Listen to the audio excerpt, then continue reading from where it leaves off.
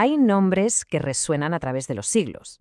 Hipatia de Alejandría es uno de ellos, un hombre que evoca sabiduría, sí, pero también una muerte increíblemente brutal. Es una de esas figuras fascinantes, casi enigmáticas de la antigüedad. Pero claro, aquí viene la gran pregunta. ¿Cuánto de lo que nos ha llegado es historia real y cuánto es pura leyenda? Pues bien, vamos a intentar separar el grano de la paja. Mártir de la ciencia, icono feminista, la última gran mente del mundo clásico. Uf, son etiquetas muy potentes, ¿verdad? Y todas se las han colgado a ella. Pero para ir más allá de esos titulares, para entender de verdad a la mujer de carne y hueso, tenemos que hacer un viaje en el tiempo. Nos vamos a la Alejandría que fue su hogar, su aula y sí, también su tumba. Venga, vamos a ello. Dejemos los mitos aparcados un momento y centrémonos en la persona, en la figura histórica. ¿Quién era Hipatia en su día a día? ¿Cómo era moverse por esa Alejandría tan vibrante y a la vez tan llena de conflictos? A ver, para entender a Hipatia hay que entender su mundo. Y su mundo era una época de fractura total. Ella nace en una Alejandría que es un auténtico hervidero de culturas. Paganos, judíos, cristianos, todos conviviendo. Pero claro, durante su vida ve cómo el cristianismo pasa de ser una religión más a ser el poder dominante. Y eso, como se pueden imaginar, genera unas tensiones políticas y religiosas brutales, que estaban a punto de saltar por los aires. Por eso, su asesinato en el 415 no es algo que pasa de la noche a la mañana. No. Fue la gota que colmó el vaso, la culminación de un conflicto que llevaba años y años cociéndose en las calles. Y ojo, porque a veces nos la imaginamos como una especie de rebelde, una marginada, ¿no?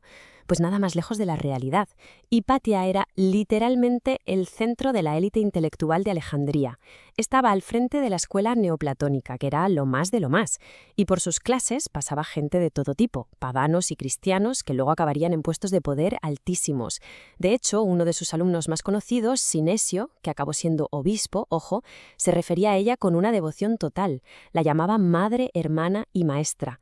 Esto nos pinta un cuadro muy distinto, el de una mujer poderosa, súper respetada y totalmente metida en las estructuras de poder de la ciudad.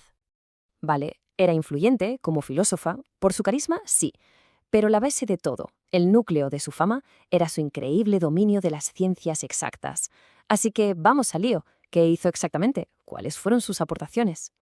Aquí hay un punto clave para entenderla. Hoy en día estamos obsesionados con la innovación, con crear algo nuevo. Pero en el mundo de Hipatia, la simple tarea de preservar el conocimiento era una misión heroica. Ella no fue tanto una inventora de teorías de la nada, sino más bien una guardiana del saber, una clarificadora. Sus famosos comentarios a las grandes obras matemáticas no eran simples notas al margen, ¿qué va? Eran como un cortafuegos contra el olvido. Pensemos que no existía la imprenta. Su trabajo de editar, de explicar, de hacer accesible ese conocimiento fue absolutamente crucial para que todo ese legado no se perdiera y llegara, de alguna forma, hasta nosotros. Y que nadie piense que se quedaba solo en lo abstracto, en las ideas, para nada. Su conocimiento era súper práctico. Lo sabemos por las cartas de su alumno Sinesio. Gracias a él nos ha llegado que diseñó un densímetro, un aparato para medir la densidad de los líquidos, y que mejoró el astrolabio, que era para entendernos como el GPS de la antigüedad para los astrónomos. O sea, que era filósofa y matemática, sí, pero también era ingeniera. Y ahora vamos con uno de los grandes misterios, una de esas preguntas que nos hacen devanarnos los sesos. Sabemos que trabajó sobre la aritmética de Diofanto. La pregunta es, ¿llegó a ver más allá que el propio maestro? ¿Llegó a entender un concepto que para el mismísimo Diofanto era, y cito, absurdo? Fijaos en esta ecuación. Hay una solución que es, obvia, la vemos todos. 1 al cubo más 1 al cubo más 1 al cubo igual a 3. Facilísimo. Pero hay otra solución, una solución oculta, que implica usar un número negativo. Para Diofanto, el autor original, una solución que diera -5 era un disparate, un absurdo, algo que no tenía sentido. Y aquí viene la gran pregunta. ¿Pudo Hipatia, al revisar su obra con tanto cuidado, dar ese salto mental que a él se le escapó? ¿Pudo intuir la existencia de los números negativos que en otras partes del mundo ya se empezaban a manejar?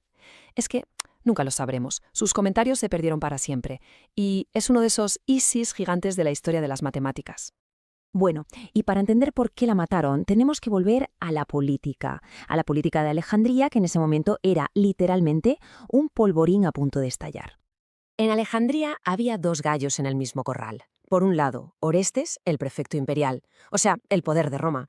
Por el otro, Cirilo, el patriarca de la Iglesia, un tipo ambicioso y con muchísimo poder.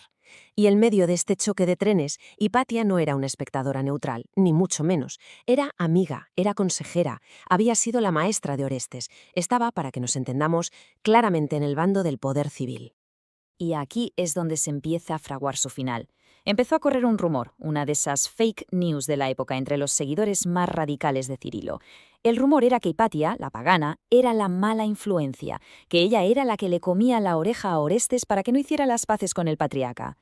Y de repente, de un día para otro, la respetada maestra se convirtió en un objetivo político de primer orden. Su asesinato, que quede claro, no fue un ataque a la ciencia, fue una jugada política, una jugada de poder muy sucia.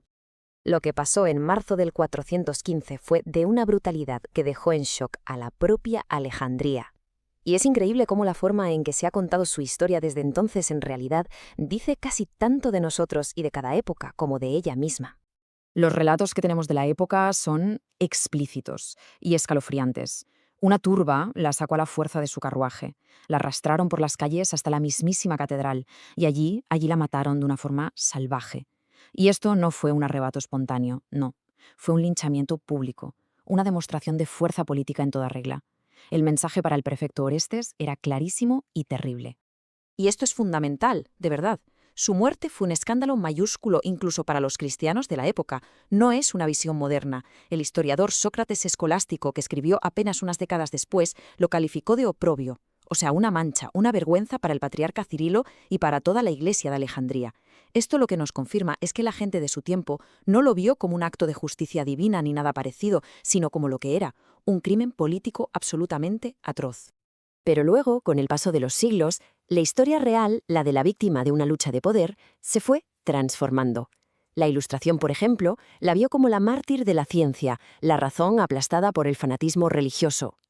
Mucho después, el feminismo la recuperó como un ícono, la mujer sabia, libre, aniquilada por el patriarcado. Al final, cada época ha cogido su figura y ha proyectado en ella sus propias batallas, sus propios ideales.